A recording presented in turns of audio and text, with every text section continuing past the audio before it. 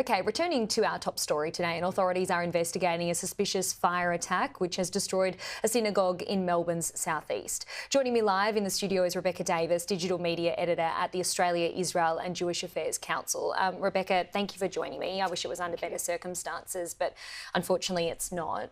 How are you feeling? You know, just seeing those images, we were just sitting here talking a moment ago and seeing the images of the burnt out synagogue. There's something very visceral about that. As a Jewish person, as a young Jewish woman in my 30s in 2024 Australia, I'm not sure I can yet put into words.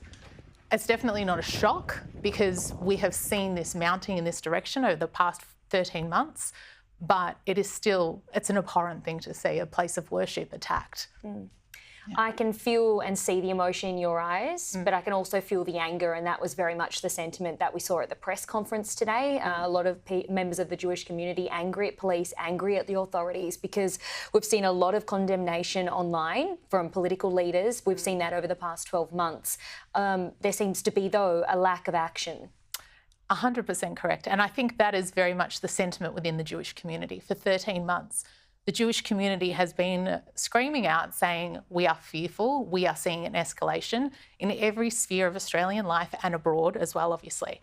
Now, this sentiment, this rhetoric, this hateful rhetoric, it's come from, there's anti-Semitism has always been a problem, unfortunately. But since October 7, those within our society who already held those sentiments, perhaps just simmering under the surface, they've felt emboldened. And that happens when you have leaders that don't lead and governments that don't govern properly and they're not strong enough from the outset. These groups feel emboldened to express this sentiment because they're able to. And that is the problem.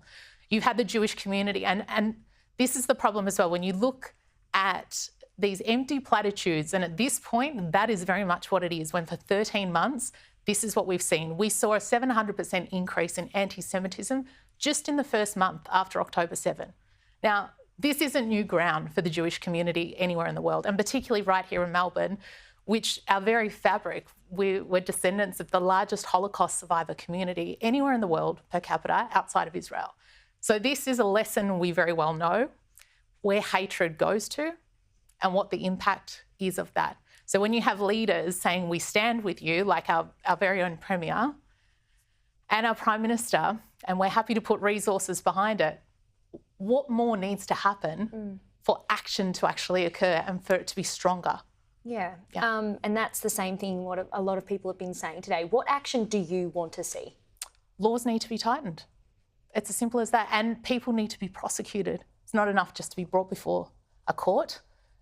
People need to be prosecuted. There need to be ramifications for this behaviour. But it's not just a legal situation. In every level of society, in our universities, need to make a stand and put their foot down to this sort of behaviour. Businesses can't ignore bigotry as well. There are individual cases that happen day in, day out. I hear it amongst my community. You hear it in the media. The misreporting in a lot of, I'm sad to say as a journalist myself, across many mainstream media outlets across the world feeds into this hateful rhetoric. And that's what we're seeing again and again, is this delegitimisation of Jewish people, a coupling of Jews, anti-Israel, anti-Jewish. It all amounts in Jewish hatred. Yeah. And it results in Jews getting hurt and Jewish institutions being targeted. And I'm not meaning to link the two, but of course also heading our news today is that Benjamin Netanyahu has criticised the Albanese government for its vote at the UN. Yeah. Do you feel let down by the government in that regard, by taking such a stand at the United Nations, but then in the same breath also condemning what happened this morning? I think we need to look at what is, as I said, what's going on a broader scale here. Now, I'll go back to October 7. You had terrorists, Hamas terrorists, invade Israel. You had 1,200 Israelis slaughtered, systematically raped, women raped to the point of shattered pelvises, okay? To then be having a discussion about Palestinian statehood at this point in the conversation not only shows a complete sense of ignorance, but also completely misreading where the conversation should be at the moment. So do I understand Netanyahu's sentiments on this? 100%. In 76 years of very healthy bilateral relations between Australia and Israel, never have we seen it sink to this point. There's always been a good friendship. But I would go further to say that the Jewish community in Australia feel betrayed as well by how we have been ignored, and we have been, as I say, crying out, saying there is an issue here.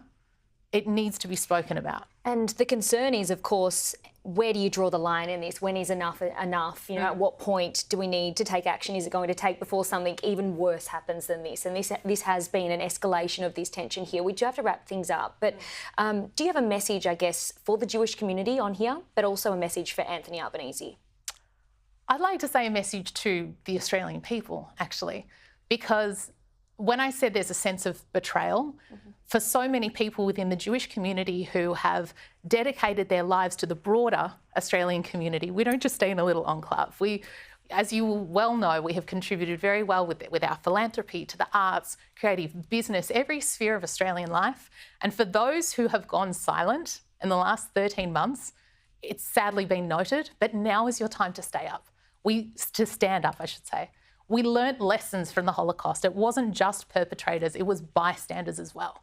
So yes, governments need to step up. They need to go hard and put their foot down so that this sort of sentiment, this sort of behaviour does not further gather momentum, because we're seeing it around the world. We saw just a couple of weeks ago what happened in Amsterdam. Okay, that wasn't a surprise either. Horrific, but not a surprise, because this is where the sentiment is garnering, and it's garnering momentum. So governments need to lead, police need to police, and just everyday Australians, we're Australians too, we're a part of this great society, this great country. Stand up for us and call it out where you see it as well. Yep. Powerful words. Thank you, Rebecca, for coming in. I really appreciate your time today. Thank you for having me.